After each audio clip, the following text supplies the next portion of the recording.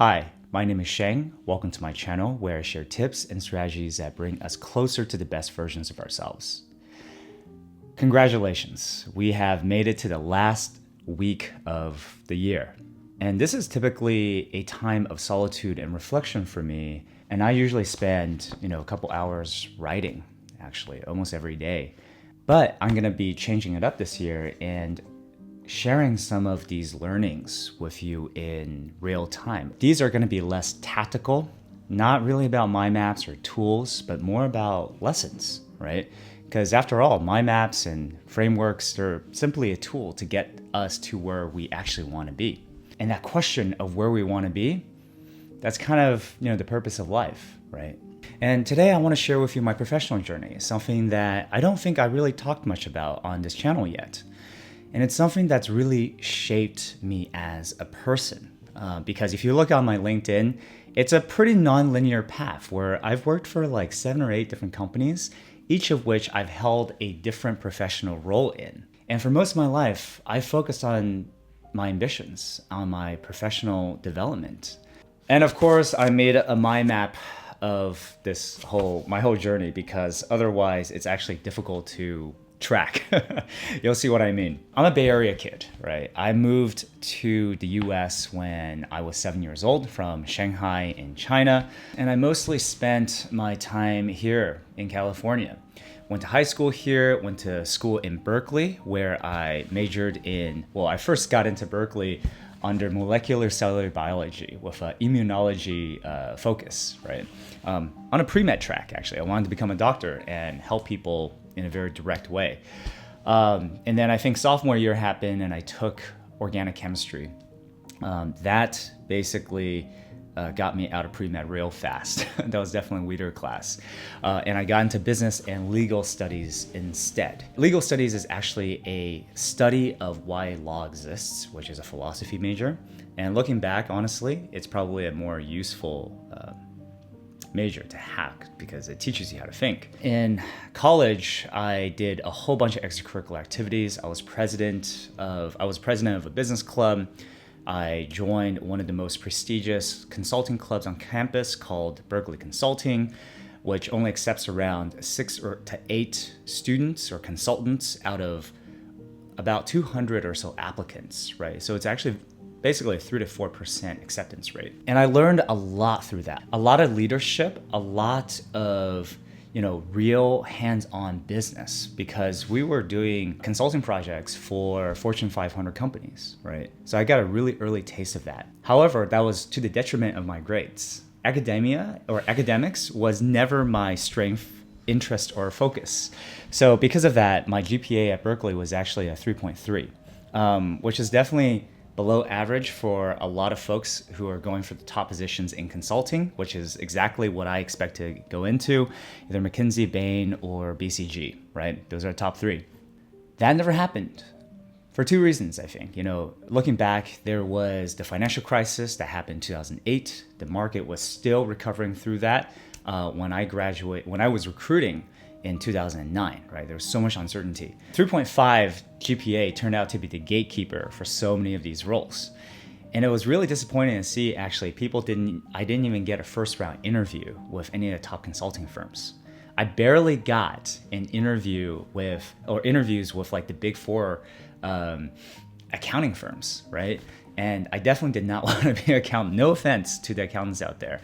Consulting was my passion, problem solving, teamwork, and that intellectual stimulation was what made me feel alive. Really stressed out too, but really made me feel alive, right? So I went through so many interviews, really disappointing that I didn't even make the second round for Alive in the Big 4, right? And with a stroke of luck, and with some of my friends who are interns at Deloitte who vouched for me, I ended up getting recruited into Deloitte ERS, not consulting, but ERS. It stands for Enterprise Risk Services. So needless to say, I was super thrilled to basically get a job and go into professional world when so many people still had a lot of hard time finding a job in 2009. And there's a funny side story where the summer leading up to before my start at Deloitte ERS, One of my friends in Berkeley Consulting who knew my track record and knew me as a person, he actually recommended that I do an internship actually at the venture capital firm that he was at. And these were the early days of startups and VCs, right? 2009. And at the time, I was so focused on a particular trajectory in my professional life, I turned down that offer, right? Which is, looking back, pretty foolish. And I'll get to some of these themes in the future too. But anyways, turned down VC right at the beginning and then went into auditing essentially. After a year at Deloitte ERS, I actually just a couple months in, I realized this was not for me. This kind of work was not mentally stimulating. I didn't see the roles in which my seniors, the senior managers and partners were taking, were that interesting to me. And that's when I started searching elsewhere. My former business school professor, Arturo, who is both my mentor and dear friend these days, he actually happened to know a solar startup called Cogenera in Mountain View, right? And they were hiring. And so I joined the startup, thought I did my due diligence around because all the execs were, top notch, essentially. Came from good companies, good schools, right? However, what I didn't anticipate was that China at the time was about to dump a lot of cheap solar panels into market. So the whole solar industry essentially crashed from a price standpoint. And this startup, and I had joined the startup 4 months in. The first ones to go were actually the executives, right? The CMO left, the COO left. They had to replace the CFO with a temporary guy. But, being pretty naive coming out of school, you just don't expect being laid off until you do, which is exactly what happened when my boss brought me into the office and she was like, Shay, I don't think this is gonna work. And I was made to pack up my box, right, and leave out the door. And I remember going like, holy crap, that just happened, right? I actually just sat in my car for 15 minutes, letting that reality sink in. And then I actually just started laughing to myself in a kind of like disbelief, like, holy crap, this is actually happening. To make matters worse, I had just bought my apartment, my condo, right? So I had a mortgage going on and then got laid off. So yeah, I drove home and I actually didn't tell my parents for at least the first month. I had to obviously apply for the unemployment benefits. But one of my good friends, actually, Rambo, he actually told me he was starting a new company, right? And wanted me to be a co-founder. And that was my first taste in actually creating a company out of nothing. And he was responsible for business. We had a tech guy who was basically a CTO, and then me, who essentially took care of everything, including design. This was actually when I spent like 8 hours a day for weeks on end learning web design. And at the same time, I actually found another job through another intro as a project manager for this 5-person German biogas company, because I didn't learn my lesson about working in startups before. I basically just joined 2 new startups after I got laid off from my very first one. So all the while I was applying to full-time jobs, right? First to solar, then to tech, then to ads. It was almost kind of like whatever I could find, because once you get to, let's say, month 3 or 4 or 5 of unemployment, you're actually getting pretty desperate because, you get a lot of like, first interviews, right? I went to over 50. Okay, I'll give you the stats. I applied to about almost, I think, 85 or so companies, and I got 50 first interviews. And I can't remember how many second interviews, but there were quite a few as well, right? And by month 6, I was getting pretty defeatist. I was like, holy crap, I guess like nobody actually wants me. And it's kind of sad, right? But I told myself, and I was tracking all of this in a spreadsheet, and I told myself that I wasn't gonna feel sorry for myself or complain or bitch about it until I applied to over 100 companies, right? But yeah, that's kind of the mentality going through. And I remember I was recruiting for Google at the time. And it was very promising. I was actually about to go into, I think, their quality assurance or something like that, group, which Actually sounds kind of boring. And I was interviewing for it. I got into the final rounds. They were actually, deciding on whether or not to take me. And there was definitely a really good chance, right? And then suddenly there was a reorg. And in the tech industry, reorgs happen all the time. But long story short, the team that I was applying for or about to join was no longer there. It got separated, right? And then the recruiter actually had to tell me this bad news, and I was pretty devastated. This was a 2-month endeavor, and I had to start from scratch. A month later, I got a call from the same recruiter saying, hey, we got this new role, and it was on their go-to-market strategy team, which was honestly a much better fit than quality assurance.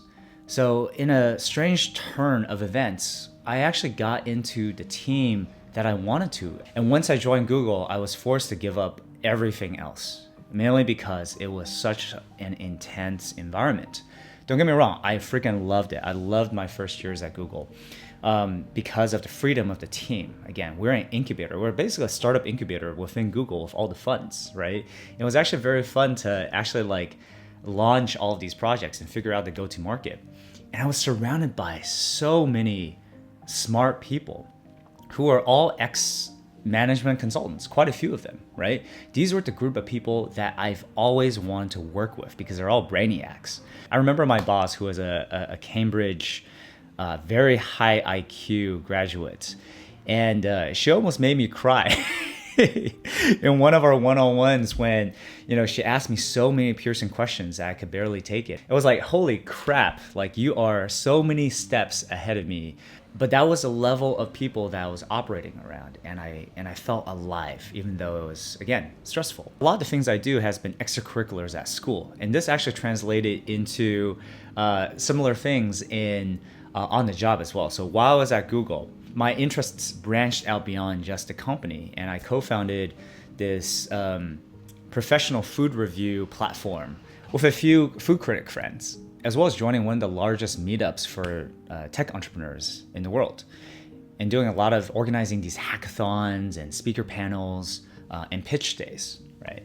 So I definitely was getting really deep into the tech ecosystem and feeling my way around it. So everything was good for a while. I was learning, I was stimulated, I had extracurricular activities outside of work that kept my interest going. And this was until my strategy team got reorganized into Google Offers. Unfortunately, Google Offers became a very disappointing product. And after my first startup experience of getting burned and getting laid off, I definitely knew the signs to look for. And it actually helped to be on the strategy team because I knew all the product metrics and I knew that it wasn't going well. The writing was on the wall that this product was going to the graveyard. Unfortunately, there was a posting for a user operations role from Niantic Labs, best known for making Pokemon Go these days, as well as Harry Potter, right? But at the time, they were a very small 30-person team just based out of the San Francisco Google office. So I went through a series of 7 very difficult interviews, right? Including one with John Henke himself, the founder of Niantic, because at the time it was such a small team that they needed to handpick everybody. In fact, I would say that the interviews were even more comprehensive than when I joined Google. But this was a good sign because it told me that the quality of the people were probably the best within Google, which has already hired some of the best people in the world. Shortly after I got the role at Niantic, my team actually imploded, right? Google Offers was getting discontinued and the strategy team was essentially disbanded and everybody needed to find a role. I was one of the few people to find a role very, very quickly because of a past failure and being able to figure out the signs early on. So I joined Niantic in the user ops role, which is extremely different. What user operations does is the ground level of managing players of Niantic's games. This is very different from the 10,000 foot view of strategy. But this is also exactly what I wanted because when I was on Google Strategy, I felt like I was almost too quantitative. I didn't have any opportunities to really talk to the end users to understand their pains. And at the end of the day, I'm a very product-focused person, very user-centric person. So strategy to me was almost like so impersonal that I was starting to lose interest in it as well. From Niantic, I learned so much. First of all, if you have an opportunity to work with a great group of people, that's where the learning opportunities are going to be, right? Because to this day, that team, that 35-person small startup is still my standard of what a high performance, very cohesive startup machine should be like. And it's no surprise that they are a multi-billion-dollar company today. I mean, obviously with some chance involved too, right? But if Niantic was such a good company or a good team to work for, why did I leave? Well, it was a very personal reason, and it's because I felt like I was getting too comfortable. I have found a really good place, but at the same time, I saw all my coworkers, they're essentially never going to leave the Silicon Valley, right? Because these companies really take care of you. And it doesn't really make sense to leave for most people. And at the time, I was turning 26, and I wasn't ready to settle down in one particular place yet. I didn't travel abroad, for example, study abroad during college, and I felt like that was something that I really missed, that I needed to see the world before I chose California as my end destination. So this curiosity, this thirst for adventure really made me seek out another place, which coming from an undergraduate business school, and it was kind of logical slash kind of brainwashed to go into an MBA. That just seemed like the rational next step, right? And a lot of people do choose the MBA in order to take a break, to do a career switch, or try to get a promotion. It actually took me 2 years to get into business school, by the way. Mainly because the first time I applied, I didn't have enough experience given I was unemployed for 8 months, right? And my scores for GMAT just was not high enough for the best schools, the top 10. It wasn't until I joined Niantic and was at Google for a sufficient amount of time, almost 2 years, that I had even a chance. But even then, I remember London Business School was the first school to actually accept me. In fact, it was the only school, and that was it. I had applied to a bunch of schools, and they pretty much all flat out rejected me or put me on wait list. So the reason why I actually left the country rather than stayed in the US was actually another kind of constraint, right? That was the only choice, and I took it. Man, and London. I won't go too much into LBS because I did actually 2 videos, which I'll link below if you're interested. But long story short, it is probably one of the most formative years of my life, right? Going to a different country in my adult life, getting a 3-year study abroad experience where I actually thought I was actually going to stay there. While I was in business school, I got an internship with Balderton Capital, which at the time and still is one of the best VC houses in Europe, right? This was basically benchmark Europe before they separated out. I loved the job. I absolutely loved the job because I loved talking to entrepreneurs and getting to know their story, right? But also learning about the business aspects and strategy aspects of things. And they were gracious enough to give me a full-time offer at the end of my internship, which is really, really rare. So here I was with an offer that 99.9% of my classmates would have taken. Yet I said no in favor of joining a no-name, pre-product, seed stage, consumer events app startup, right? Sounds pretty crazy. Why would someone do that? And it's because I was offered a head of product position. And coming from the Valley where business and ideas are a dime a dozen, business guys, right? I always had a chip on my shoulder that I need to get more operations experience. I need to get more solid building background. Otherwise, I'm always gonna feel insecure when I'm talking to engineers and product people. Not only that, I felt like I had something unique to bring to product, given my strategic background as well as the user ops, being able to see users from a 10,000 foot view as well as at the eye level, right? In addition, I've also designed products before, web products, but not mobile apps. So I thought it would be really fun to actually pursue something to have a bigger impact. Essentially, I had a product position running a team of 4 engineers and working alongside our data scientist and CTO. it's like, I can always do VC later. This sounds a lot more fun. I mean, I'm going to learn a lot, right? And that's kind of the common theme where I usually go for opportunities that I feel like I have the most learning. Not necessarily I'm the best at because I've never done product before, right? This was going to be brand new. It's like starting a career from scratch all the time. So long story short, after 2 years of this company, it didn't actually go anywhere, right? The growth rates were really subpar. I got into a lot of conflicts with the founder in terms of the launch dates. He wanted a perfect product. I didn't believe there was such thing as product. You got to just launch it and then see what people say and what they love, what they hate, and then you iterate, right? 3 years after the fact, COVID happens and all the events are shut down. So it was just a matter of time. From all my previous startup experience, I knew that it was my time to leave again. So I took a 6-month sabbatical, during which I went back into the ideas realm. And all I did was read tech strategists' blog posts like Ben Thompson and just dissected their writing. I worked backwards and to learn all their frameworks. So that was when I developed that concept of counsel advisors, right? That you know these writers so well that you're able to not just pull their quotes or whatever it is that they say at will, but you're actually able to think like them. That makes all the difference. And at this time, I had several options. I could either stay in London under a tier 1 exceptional talent visa, or go to China and help co-found an AI startup incubator, accelerator, or come back to the US and figure things out, right?